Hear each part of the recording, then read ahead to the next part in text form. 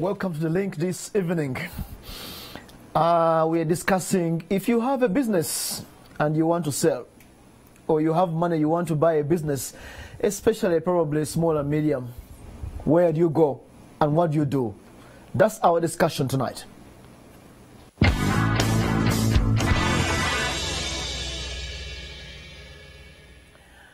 Welcome again, and my guest tonight is Cuthbert Isingoma in the business brokerage space, if you like. Cuthbert, this sounds like a new area. Many people have, I gave an example of a salon, or what can I say, a supermarket, a small grocery, or a shop, and I want to sell it. That's our discussion tonight. However, let's start with, as a business broker, what do you really do? Thank you, Samuel. Good evening, our viewers. As a business broker, our job is basically to be able to help entrepreneurs buy or sell their businesses.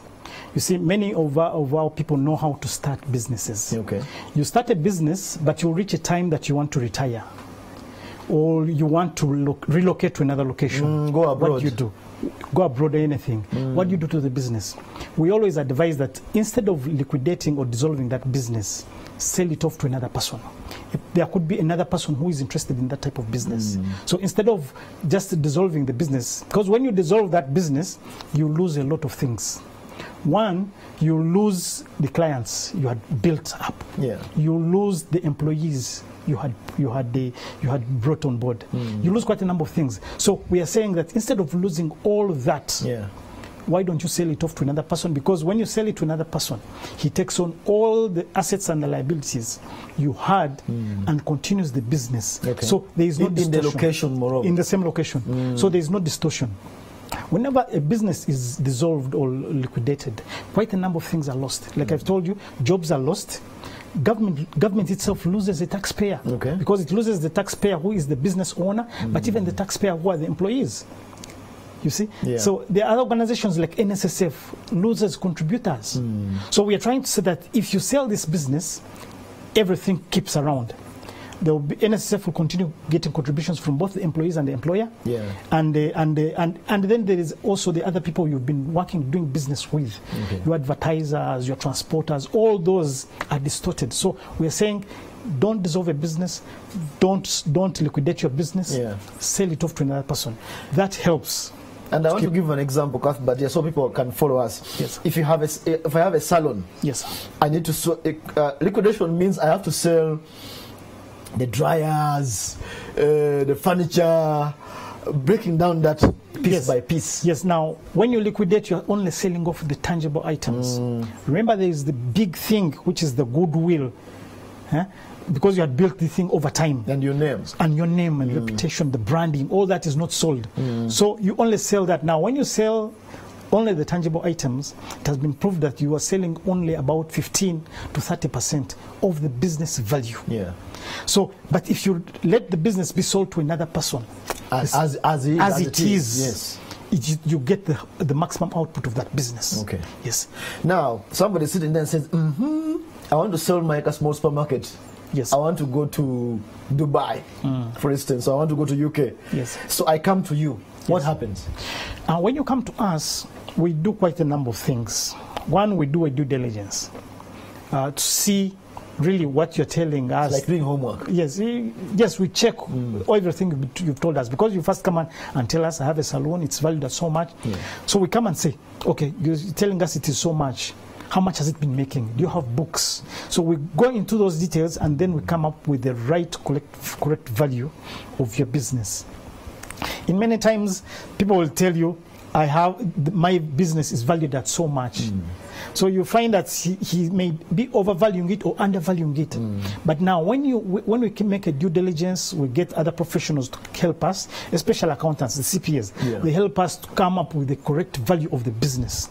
He comes and says, no, the value of this business, based on how it sells and its revenues and so on, it's valued at so much. Okay. So those are the things we do. Then another thing we always ask the seller is why he's selling. It's very important to know why someone is selling his business. Because yeah, I want to really know that point. Yes, when you don't know why he's selling, the one who wants to buy will want to know why is this guy selling? Is he down? Does he have debts with URA and so on? So those are the reasons we as brokers must know why are you selling, so that we pass on this information to the next person that he's selling because of ABC. Please, the business is good. Okay. Yes. Now we are talking about the buyer, rather the seller. Yes. How about on the side of the buyer? How do you find the buyers? We find the buyers because we as brokers have a lot of connections. Yes. We know many people who are in business, who are everywhere. So we get them through that one. Then we have other platforms. We have other networks where we network through to get buyers. But there are also very many people out there who want businesses to buy, but they don't know where to go. So you find someone says, okay, since I have this money, let me just build maybe a block of apartments. Now, when you build a block of apartments, he ties his money, because the return on investment in real estate is much lower than in business. So you find he has instead gone for a wrong investment type. Because you see, all these businesses we do, we try to do them so that there's higher return at the end of the day. Okay. Yes, very good. So apart from finding me a buyer, what else do you do to facilitate this process? People want to see that, okay, I'm going to these guys who are connecting me. What else do you do to help me in this process? Yeah, the other thing we help you in the process is in negotiating. Okay.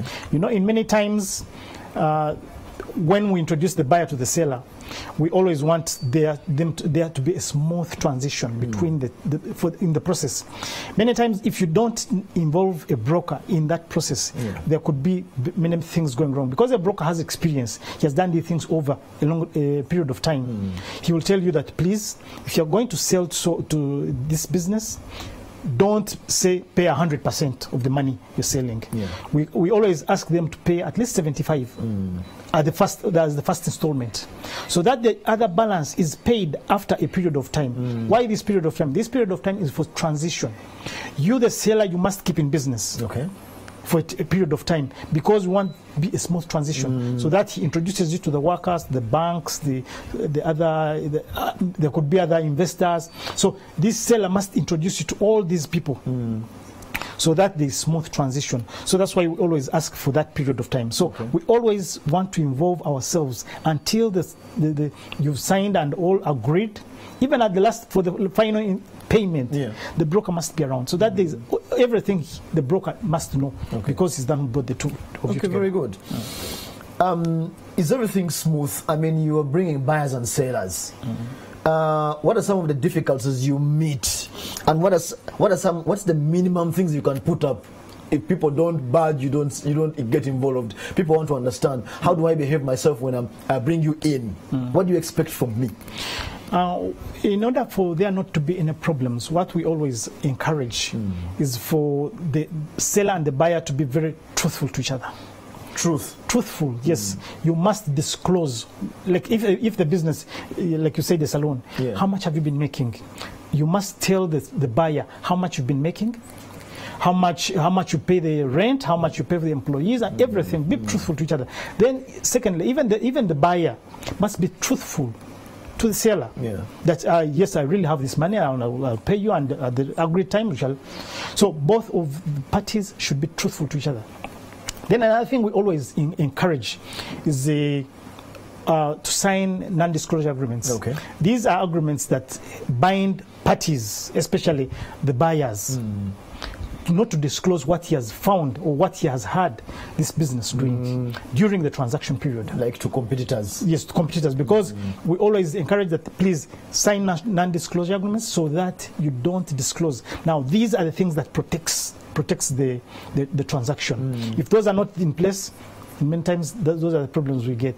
Now, another thing we always encourage them, that even in these non-disclosure agreements, we encourage things like, in case of litigation, go for arbitration, other than saying you go to court straight. Because in court you have to disclose quite a number of things. So when you disclose, you'll disclose a number of things, and the business may go bad. I've seen some companies which did not use arbitration, and they went and the transaction went bad. And when they started the fighting, they went to court, and the whole transaction was nasty. So we encourage that, please, in these non-disclosure agreements and even the sales agreement, we always encourage first go for the arbitration. Don't go for court directly. You mentioned something, Cuthbert, about a company that you look at in the books. Yes.